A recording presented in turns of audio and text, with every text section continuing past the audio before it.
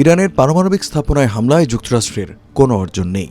যুদ্ধবিরতি ঘোষণার পর প্রথম প্রকাশ্য ভাষণে এই মন্তব্য করেন ইরানের সর্বোচ্চ ধর্মীয় নেতা আয়াতুল্লাহ আলী খামেনি। তিনি বলেন, যুক্তরাষ্ট্রের হামলায় ইরানের পারমাণবিক কর্মসূচিতে গুরুত্বপূর্ণ কোনো ব্যাঘাত ঘটেনি, তবে এর প্রতিশোধ হিসেবে পাল্টা হামলায় কাতারের মার্কিন ঘাঁটিতে ব্যাপক ক্ষতি হয়েছে।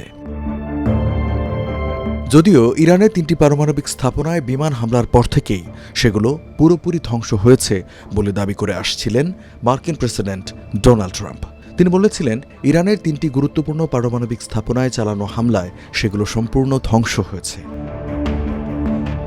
মার্কিন প্রতিরক্ষামন্ত্রী পিট হেগসেথ বলেছেন, যুক্তরাষ্ট্র ও ইসরায়েলের গোয়েন্দা তথ্য অনুযায়ী মার্কিন হামলায় ইরানের পারমাণবিক কর্মসূচির গুরুতর ক্ষতি হয়েছে, ফলে তেহরানের পারমাণবিক কর্মসূচি কয়েক বছরের জন্য পিছিয়ে যাবে।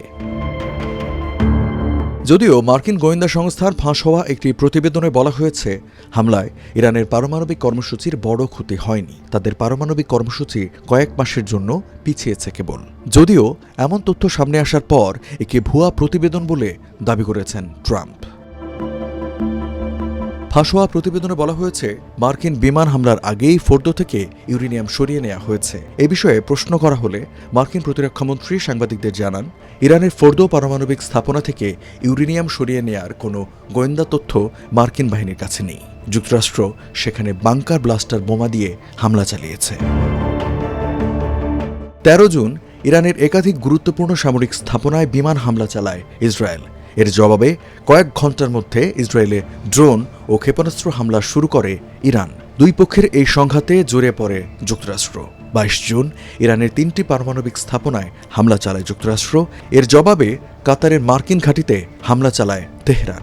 ওই হামলার কয়েক ঘণ্টা পর 24 জুনে যুদ্ধবিরতির ঘোষণা দেন মার্কিন প্রেসিডেন্ট ডোনাল্ড ট্রাম্প। 12 দিনের এই সরাসরি সংঘাতের প্রায় পুরোটা সময় জনসমক্ষে ছিলেন না ইরানের supreme leader Ayatollah Ali Khamenei. যুদ্ধবিরতির 2 দিন পর 26 জুন এক টেলিভিশন ভাষণের মাধ্যমে নীরবতা ভাঙলেন তিনি।